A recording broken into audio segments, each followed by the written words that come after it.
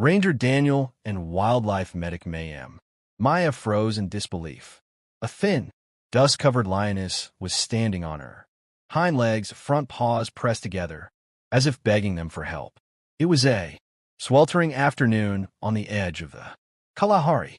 Ranger Daniel and wildlife medic May Ma were heading back to base when they spotted movement ahead.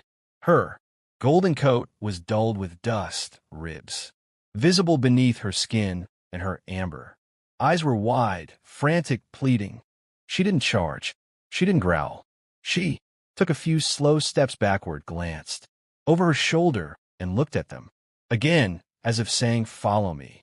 Daniel hesitated, but her desperate yet gentle posture made him stop the truck.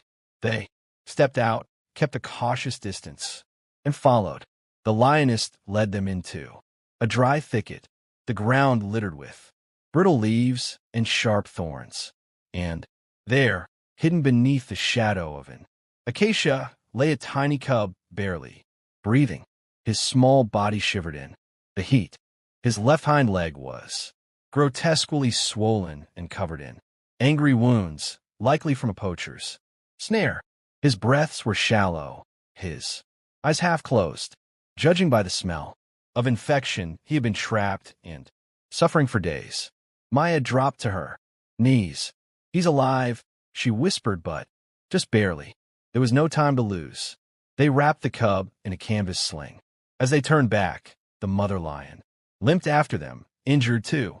She didn't take the cub, just walked close, never letting him out of sight. They loaded the cub into the truck. The lioness hesitated at the door, then jumped in, lying next to her baby, pressing her nose against his side. The wildlife clinic was over an hour away. When they arrived, the vet examined the cub and shook his head. "The infection has spread. He's dehydrated and dangerously weak. Even if he survives, he may never run properly again." Daniel and Maya exchanged a glance. "Please try," Maya said. "We can't give up on him." And so began the long road to recovery. Day 1. He refused food and water. They fed him nutrient broth through a syringe. Day 2, his fever stayed high.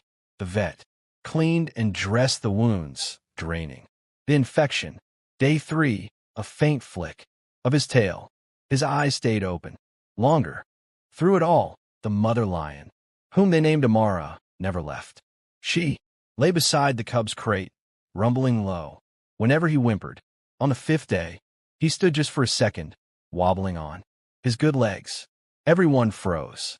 "He wants to live," the vet murmured. They named the cub Kiro. Over the next week, Kiro improved, nibbling soft meat, batting at Maya's hands and lifting his head when Daniel approached. Amara groomed him, constantly guarding him from any sound. One morning, they opened the enclosure door to the reserve's protected field. The grass swayed under a warm breeze. Kiro took his first real steps outside. Slow, shaky, but they were steps. Amara followed close, her eyes fixed on him. And then, with the sun breaking through the clouds, Kiro began to run. Not fast, not far, but it was a run.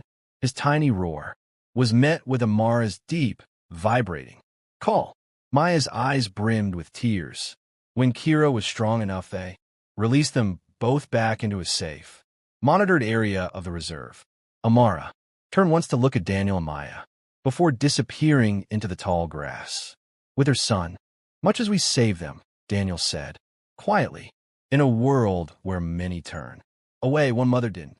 She couldn't speak, but her courage spoke louder than words. This is what hope, resilience, and unconditional love look like." Thank you for watching. For more wildlife rescue stories, stay tuned for our next video.